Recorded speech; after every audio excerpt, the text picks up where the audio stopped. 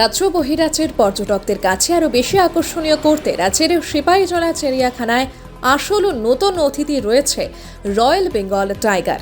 North Bengal zoo থেকে আনা হয়েছে রয়্যাল বেঙ্গল টাইগার বাঘকে।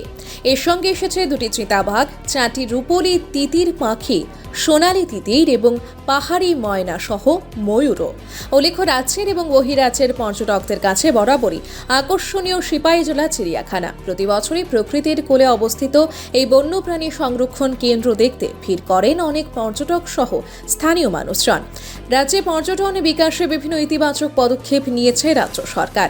প্রায় 19,000 বিদেশি পর্যটক এবছর ত্রিপুরায় এসেছেন বলে জানিয়েছেন রাজ্যের পর্যটন মন্ত্রী সুশান্ত চৌধুরী।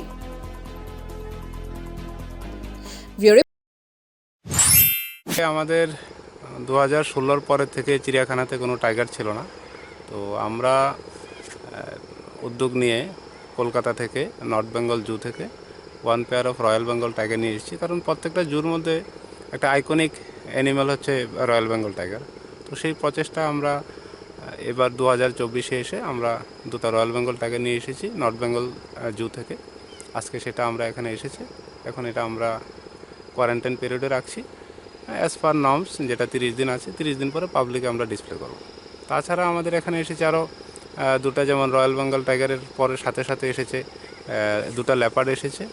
তাছাড়া বিভিন্ন প্রজাতির পাখি এসেছে, যেমন golden pheasant, silver pheasant, P foul এবং ব্যুরো রিপোর্ট সুবার্তা।